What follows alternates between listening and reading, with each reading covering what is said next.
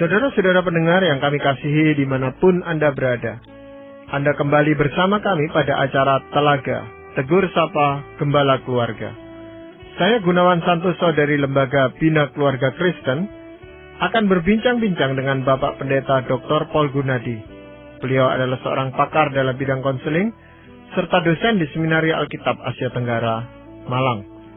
Perbincangan kami kali ini tentang mengapa remaja susah pede. Kami percaya acara ini pasti bermanfaat bagi kita sekalian, dan dari studio kami mengucapkan selamat mengikuti. Pak Paul, mungkin supaya para pendengar kita mengerti tentang pede ini bukan persekutuan doa, tapi ternyata percaya diri, Pak Paul ya. Dan seringkali para remaja memang mendapatkan kesulitan di sini, Pak Paul. Ini bagaimana kaitannya dengan kepercayaan diri seseorang itu? Oke, pertama-tama saya akan menjelaskan terlebih dahulu makna kepercayaan diri. Sebetulnya percaya diri mempunyai makna mempercayai penilaian diri, mempercayai suara hati dalam diri kita, mempercayai pendapat atau opini sendiri, mempercayai perasaan sendiri.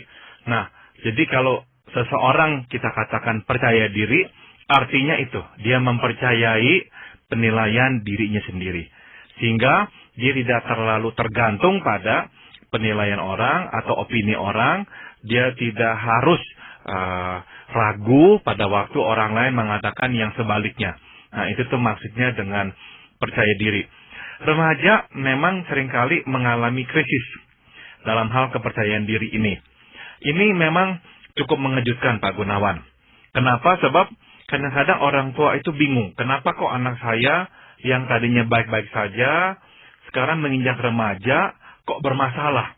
Perilakunya bermasalah, kejiwaannya bermasalah, melakukan hal-hal yang sepertinya aneh-aneh, menarik perhatian yang tidak-tidak. Nah, orang tua dibuat bingung oleh perilaku remaja ini. Salah satu sumbernya sebetulnya adalah ini, krisis kepercayaan diri. Karena dia kurang percaya diri, maka akhirnya melakukan tindakan-tindakan yang nyeleneh, yang tidak lazim, agar menarik perhatian orang, sehingga nanti dari perhatian-perhatian orang itu, dia merasa lebih aman dan bisa lebih kuat membangun kepercayaan dirinya. Nah, itu sebabnya saya kira kita perlu memahami masalah kepercayaan diri ini. Tapi memang kepercayaan diri ini sejak awal sebenarnya para remaja ini memang belum punya gitu, Pak Paul, yang mantap ya. Kan dia sedang membangun itu memang. Tepat sekali. Jadi memang sebelum-sebelumnya remaja ya hidup atau anak-anak hidup dalam dunia yang relatif kecil dan terlindungi. Pada masa remaja lah dia mulai terjun ke dalam lingkup yang lebih luas, bertemu dengan lebih banyak orang dengan berbagai jenis. Nah, biasanya di sinilah atau di saat inilah remaja mengalami goncangan-goncangan, kebingungan, keraguan, dan memang ini adalah waktunya mereka mengalami gempuran-gempuran ini, sehingga diri yang asli itu tuh yang mereka bawa dari kecil mendapatkan pembentukan atau menerima pembentukan, dan akhirnya kalau dia bisa melewati masa ini, dia akan keluar menghasilkan sebuah diri yang realistik, yang mendarat, dan yang kokoh. Nah, Bapak, dalam hal ini, apakah orang tua bisa berperan aktif untuk menolong putranya atau putrinya yang remaja ini untuk memperoleh rasa percaya diri yang bagus gitu, Pak? Saya kira besar sekali sumbangsi orang tua dalam hal ini, Pak Gunawan. Misalkan yang pertama yang ingin saya bagikan adalah orang tua perlu memahami ya bahwa sesungguhnya krisis kepercayaan diri merupakan fenomena yang alamiah dan sesuai perkembangan remaja. Artinya krisis ini sendiri bukanlah suatu problem yang permanen dan akan merusak pembentukan jati diri remaja. Ya, kadang-kadang orang tua terlalu panik melihat anak-anak kok mulai meragukan diri, kekurang percayaan dirinya itu nampak begitu jelas, dan orang tua marah, kenapa kok kamu penakut, kok kamu ragu-ragu dan sebagainya. Nah, jangan terlalu bereaksi terhadap hal-hal ini, karena ini adalah bagian yang alamiah. Jika krisis ini terus berlanjut sampai masa dewasa, barulah kita dapat memandangnya sebagai problem yang menuntut suatu penyelesaian klinis. Nah, Bapak, sebenarnya bagaimana lahirnya atau proses terbentuknya kepercayaan diri ini, Bapak? Sebetulnya krisis kepercayaan diri ini lahir dari proses pembentukan jati diri remaja, di mana pada saat ini remaja mendasarkan penilaian dirinya atas penilaian kolektif. Nah, apa yang saya maksud dengan penilaian kolektif? Penilaian kolektif adalah data-data yang diperoleh remaja dari teman-temannya. Ya, jadi dia akan bergaul dengan banyak orang dan akan menerima banyak masukan dari teman-temannya. Nah, sangat masuk akal jika pada masa ini remaja tidak mempercayai penilaiannya sendiri dan malah bergantung pada pendapat teman-temannya. Ya, ini bukanlah hal yang buruk, bukan sama sekali. Sebaliknya, ini adalah bagian dari proses yang alamiah dan sesuai dengan perkembangan remaja. Jadi, justru yang lebih alamiah adalah remaja mendasari pendapatnya atau opininya atas dasar masukan teman-teman secara kolektif. Kalau dari awalnya remaja tidak mau mendapatkan masukan dari teman-teman, malah menutup diri dan sebagainya, ini justru menunjukkan tanda-tanda yang tidak sehat. Ya, jadi sekali lagi saya ingin tekankan, kalau remaja tidak bisa mengambil keputusan sendiri dan harus bertanya, jangan kita ini panik, jangan kita malah memarahinya, seolah-olah ada masalah besar dalam diri anak remaja kita. Ya, saya ingin justru mengatakan kepada para orang tua, ini adalah bagian yang alamiah. Biarkan mereka bertanya, biarkan mereka mengambil keputusan secara kolektif, karena inilah yang memang dilakukan oleh remaja sesuai dengan usianya. Ya, walaupun sama-sama remaja, tapi rupanya ada sebagian remaja itu yang bisa dengan cepat mengenali identitas dirinya, sehingga dia mempunyai kepercayaan diri yang begitu kokoh gitu. Tetapi ada juga yang enggak. Itu bagaimana, Bapak? Memang ada sebagian yang dari kecil mempunyai kejelasan tentang apa yang diyakininya dan sebagainya. Anak-anak ini bisa saja melewati masa remaja dengan lebih mudah karena dia sudah memiliki pandangan yang jelas, sehingga dia lebih mempercayai penilaian dirinya. Atau dia memang sejak kecil diberikan kesempatan oleh orang tuanya untuk berdialog, dan orang tuanya juga memberikan arahan-arahan, sehingga pada usia yang relatif muda si anak ini nih cukup mengenal apa sebenarnya yang diyakininya, apa sebenarnya yang disukainya, apa yang tak disukainya, apa yang salah dan sebagainya. Tapi ada sebagian anak lain yang ini saya kira justru kita harus perhatikan, yaitu anak-anak yang sama sekali tidak mau mendengarkan masukan dari orang lain, sama sekali tertutup. Nah, sekali lagi saya tekankan, ini justru mengkhawatirkan saya. Kenapa? Sebab kalau sampai si anak sama sekali tertutup mendengar masukan dari teman-temannya, berarti dia terisolasi. Berarti dia tidak melewati fase yang seharusnya dilewatinya. Yakni fase di mana seharusnya dia diperkaya oleh masukan yang didengarnya dari teman-teman. Ya, jadi ini adalah sesuatu yang kita mesti pikirkan dan kita amati, sehingga anak-anak kita tidak akhirnya terjebak di dalam sebuah ruang isolasi dan terpisah dari teman-temannya. Ya, orang yang atau anak remaja khususnya yang mengisolasi diri gini malah dianggap sombong oleh teman-temannya, Pak. Seringkali dianggap sombong, atau yang lebih serius lagi dianggap aneh.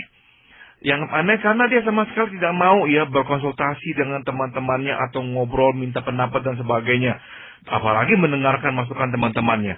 Nah, saya khawatirnya anak-anak ini nanti waktu dewasa benar-benar itu hidup dalam dunianya sendiri.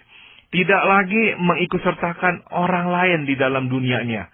Sehingga nanti pandangan-pandangannya justru makin melenceng. Karena makin terlepas dari realitas. Nah, di sini faktor kecerdasan atau kepandaian anak rupanya berpengaruh juga, Bapak. Anak-anak yang pandai kebanyakan memang cepat sekali menentukan identitas dirinya. Apakah memang betul begitu, Pak? Saya kira demikian. Karena anak-anak yang memiliki intelijensia yang tinggi seharusnya melihat lebih banyak. Karena kemampuannya untuk melihat juga lebih besar. Dan melihat lebih dalam. Dan juga seringkali melihat dengan lebih tepat. Karena tingginya tingkat intelijensia yang dimilikinya. Jadi betul sekali, memang ini bisa mempengaruhi.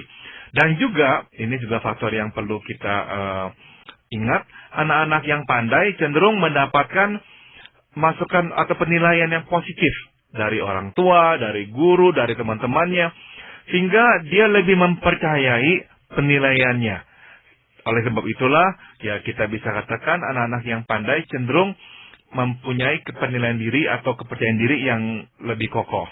Nah, Pak Paul, selain Pak Paul tadi memberikan arahan kepada para orang tua tentang menghadapi anak remaja yang sedang mencari jati dirinya, Pak Paul ya, supaya dia memperoleh kepercayaan diri. Apakah Pak Paul juga memberikan masukan kepada para remaja kita gitu?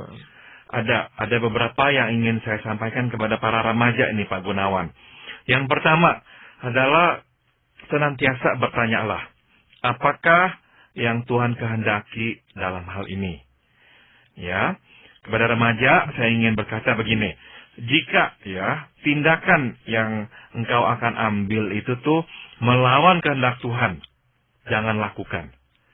Kendati semua teman melakukannya, beranikan diri ya untuk menolak. Jangan selalu mengiyakan tindakan teman-teman. Sebaliknya, jika tindakan yang engkau akan ambil sesuai dengan kehendak Tuhan, lakukanlah meski teman-teman tidak menyetujuinya. Saya berikan contoh ya. Misalkan semua teman menghendaki kita memukul seseorang. Teman-teman berkata misalkan, balas, pukul dia. Ya, masa kamu takut? Masa kamu setelah diejek kamu diam saja? Pukul dia. Nah, ini nih yang ingin saya katakan. Jangan lakukan. Sebaliknya, beritahukan mereka bahwa seharusnya lah kita mengampuni perbuatannya. Ya, saya bisa kutip ayatnya di Matius 6, 14-15. Karena jikalau kamu mengampuni kesalahan orang, Bapamu yang di sorga akan mengampuni kamu juga. Tetapi jikalau kamu tidak mengampuni orang, Bapakmu juga tidak akan mengampuni kesalahanmu. Dengan kata lain, prinsip yang digunakan di sini adalah takutlah akan Tuhan dan jangan menomorsatukan teman di atas Tuhan. Ini nih prinsip yang mesti diingat oleh kaum remaja. Ya, saya ingatkan firman Tuhan berkata, permulaan hikmat adalah takut akan Tuhan dan mengenal yang Maha Kudus adalah pengertian. Ini diambil dari Amsal 9 ayat 10. Firman Tuhan tidak berkata permulaan hikmat adalah takut akan manusia dan mendengarkan kata-kata manusia dan makin mengenal manusia. Tidak. Firman Tuhan dengan jelas berkata permulaan hikmat adalah takut akan Tuhan dan mengenal yang Maha Kudus adalah pengertian. Jadi jangan menomorsatukan teman di atas Tuhan. Ingatlah, tugas pertama remaja ialah takut akan Tuhan. Jadi dalam bertindak selalu bertanya, apakah yang Tuhan kehendaki dalam hal ini? Iya, untuk bisa melakukan apa yang Tuhan kehendaki dilakukan, Pak Paul. Kan seseorang itu harus membaca kitab sucinya itu, Pak Paul. Saya kira ini merupakan kewajiban ya dan keharusan. Kalau remaja sendiri tidak mengenal apa yang firman Tuhan katakan, ya mustahil dia bisa melakukannya. Nah, maka dia memang perlu mengenal firman Tuhan sehingga dia dapat mengerti kehendak Tuhan. Sehingga dalam bertindak, inilah yang akan menjadi panduannya. Saya masih ingat bahwa waktu saya belum lahir baru, apapun yang saya lakukan karena saya berpikir ini baik. Dan ini ingin saya lakukan. Kalau tidak ingin saya lakukan, ya tidak saya lakukan. Tapi saya tidak mengaitkan itu dengan kehendak Tuhan. Saya ingat sekali setelah saya lahir baru, yang muncul dalam benak saya adalah pertanyaan, apakah yang saya lakukan ini sesuai dengan kehendak Tuhan? Pertama kali dalam hidup saya memikirkan kehendak orang lain. yaitu kehendak Tuhan. Dan bukan saja kehendak saya. Nah, saya kira inilah ciri-ciri orang percaya ya dalam Kristus. Selalu memikirkan apa tuh yang Tuhan Yesus katakan, yang dia kehendaki, atau yang sebaliknya, yang dia tidak kehendaki. Atas dasar panduan ini, barulah kita memutuskan bertindak atau tidak bertindak. Ya, dan hal itu juga perlu dikembangkan di dalam diri remaja ini, rasa kasih terhadap Tuhan. Itu yang pertama-tama. Betul sekali, betul sekali. Ya, apakah ada hal lain yang Pak Paul ingin berikan kepada para remaja? Saya ingin mengatakan ini kepada remaja. Pertimbangkanlah dampak tindakanmu pada orang lain. Ya, jangan hanya melihat dampak sesaat atau menganggap bahwa pastilah orang dapat menerima atau memaafkan kita. Misalkan jadinya kita ingin ngebut-ngebutan karena kita sedang kepingin ngebut-ngebutan dan kita lupa dampaknya pada orang lain. Kalau kita menabrak orang, orang akan bisa mengalami kerugian yang besar. Bahkan ada orang sampai kehilangan nyawa gara-gara kita sebagai anak remaja tidak berhati-hati dalam mengendarai kendaraan kita. Ya, atau ada anak remaja yang menghamili temannya. Apa akibatnya? Temannya akhirnya sekarang menuntut tanggung jawab. Orang tuanya menuntut tanggung jawab. Dan anak ini harus dinikahi. Cocok pun tidak, tapi harus bertanggung jawab untuk menyelamatkan reputasi atau nama baik keluarga. Akhirnya apa yang terjadi?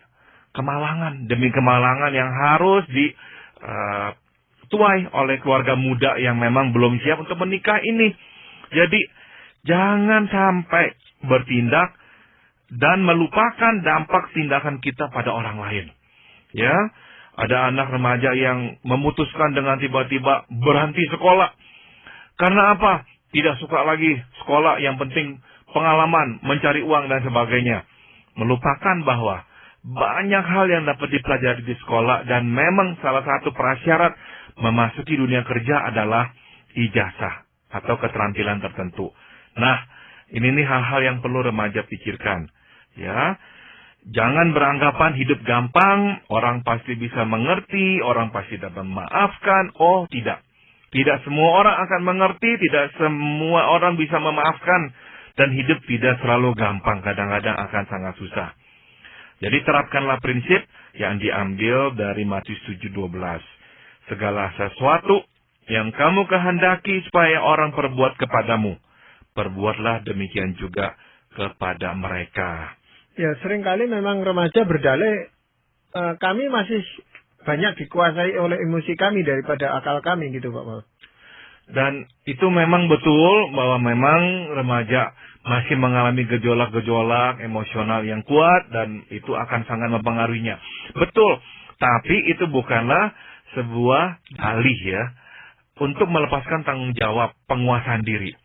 Sebab dia tetap masih bisa memilih, mengambil keputusan yang benar dan menjauhi keputusan atau tindakan yang salah. Itu masih bisa dilakukan oleh remaja. Nah, ini saya kira penting sekali Pak Gunawan.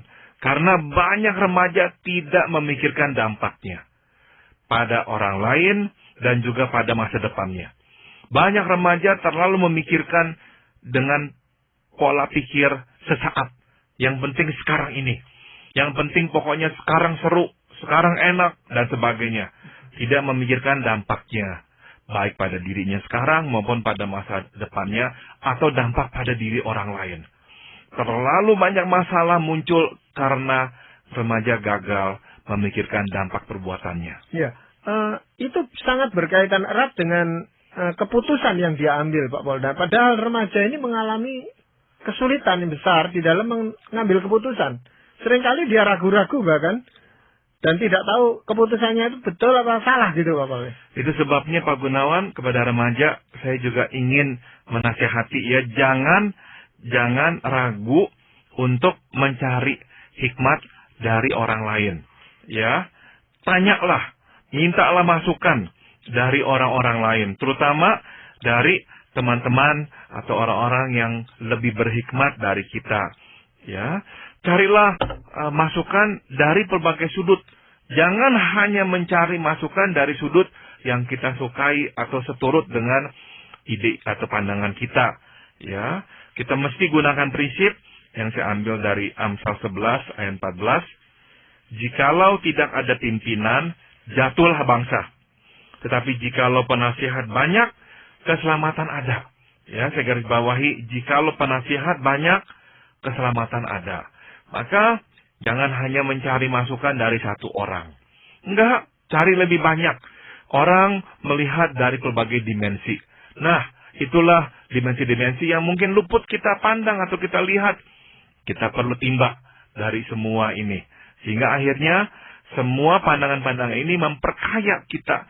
Sekilas memang membingungkan. Tapi ini menuntut kita untuk memikirkannya dengan lebih kritis dan mendalam.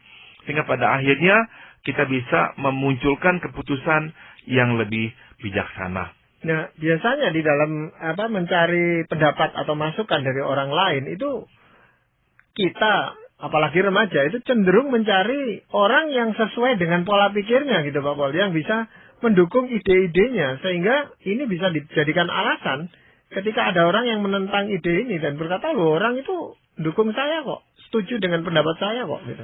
Di sini memang diperlukan keluasan hati seseorang, Pak Gunawan. Kalau si anak remaja itu tuh memang tidak mempunyai hati yang luas, ya dia hanya mencari dukungan saja dan tidak mau menerima masukan yang lain. Maka ini membawa kita kepada prinsip yang berikutnya yang ingin saya bagikan kepada remaja, yaitu belajarlah dari orang yang lebih tua. Seringkali remaja hanya mau mendengarkan masukan dari anak-anak sebayanya. Jangan. Belajarlah dari orang yang lebih tua. Termasuk orang tua kita. Termasuk guru-guru kita. Ya, termasuk para rohaniwan di gereja kita. Belajarlah dari mereka. Karena pengalaman hidup mereka adalah guru yang baik. Ya, baik keberhasilan maupun kegagalan mereka akan dapat menambah hikmat kita. Ya, firman Tuhan yang saya kutip di Amsal 4 ayat 1 berkata, dengarlah hai anak-anak, didikan seorang ayah, dan perhatikanlah supaya engkau beroleh pengertian. Jadi, pada akhirnya percaya diri di sini kita lihat ya, dibentuk dari kekayaan hikmat yang telah kita serap dan yakini kebenarannya, baik dari firman Tuhan maupun dari orang berhikmat lainnya. Tapi memang harus diakui dengan jujur Pak Paul. Kadang-kadang remaja jadi bingung seperti itu. Ya tidak gampang mempunyai rasa percaya diri. Itu karena kesalahan kita generasi yang lebih tua ini Pak Paul. Karena waktu kita menyampaikan masukan kepada remaja itu tuh seringkali itu dalam bentuk kemarahan, teguran, suruhan, perintah. Akhirnya remaja tidak suka mendengarkan masukan kita. Meskipun sebetulnya masukan kita itu baik. Maka orang tua perlu ya mawas diri. Perlu bercermin sebetulnya waktu saya menyampaikan wejangan saya menyampaikannya dengan cara seperti apa. Orang tua seringkali beranggapan begini nih Pak Gunawan. Saya bermaksud baik. Ini untuk kebaikan anak. Seharusnya lah anak terima. Tapi bukankah semua hal yang baik, misalkan makanan atau apa yang lezat sekalipun, kalau disampaikan dengan cara yang tidak tepat, tetap tidak bisa diterima. Ya, kalau kita lempar makanan itu, atau kita bungkus dengan daun atau dengan bungkusan yang sudah kotor dan sebagainya, makanan seenak apapun tidak diterima oleh orang. Jadi orang tua perlu mawas diri ya, bagaimanakah mereka menyampaikan wejangan itu kepada anak remaja. Saya kira kalau orang tua bisa menyampaikannya dengan cara yang tepat, anak remaja sebetulnya akan senang mendapatkan masukan dari orang tuanya. Dan remaja ini juga butuh teladan dari kita gitu. Contoh konkret itu. Itu yang seringkali juga membingungkan remaja, Bapak. Ini tepat sekali dan sangat baik sekali, Pak Gunawan. Memang remaja ya sudah hampir masuk lah ya menjadi seorang dewasa. Dan sebagai orang yang hampir dewasa, mereka memang mengerti bahwa kredibilitas itu penting ya. Artinya dia hanya akan rela mendengarkan dan menerima masukan Kalau orang itu memang mencontohkan atau memberi tauladan dalam kehidupannya. Kalau orang itu tidak memberikan tauladan, remaja akan menolak masukan itu. Sebab bukankah ini yang kita lakukan sebagai orang dewasa? Kita tak mau mendengar masukan orang yang kita anggap engkau hanya bisa bicara, tak bisa melakukannya. Nah, remaja juga sama. Jadi betul sekali yang Pak Gunawan katakan, orang tua mesti memberi contoh kehidupan yang baik. Ya, jadi memang untuk percaya diri itu aja sudah susah gitu Pak Bal ya. Jangan kita membuat lebih susah lagi remaja ini untuk mempunyai percaya diri. Betul. Ya, terima kasih Pak Bal untuk perbincangan ini. Para pendengar sekalian, kami berterima kasih Anda telah mengikuti perbincangan kami dengan Bapak Pendeta Dr. Paul Gunadi dalam acara Telaga, Tegur Sapa Gembala Keluarga. Kami baru saja berbincang-bincang tentang mengapa remaja susah pede. Bagi Anda yang berminat untuk mengetahui lebih lanjut mengenai acara ini, silakan menghubungi kami lewat surat. Alamatkan surat Anda ke Lembaga Bina Keluarga Kristen atau LBKK, Jalan Cimanuk 58, Malang. Anda juga dapat menggunakan email dengan alamat telaga@indo.net.id. Kami mengundang Anda untuk mengunjungi situs kami di www.telaga.org. Saran-saran, pertanyaan, serta tanggapan Anda sangat kami nantikan. Akhirnya dari studio kami mengucapkan terima kasih atas perhatian Anda. Dan sampai jumpa pada acara Telaga yang akan datang.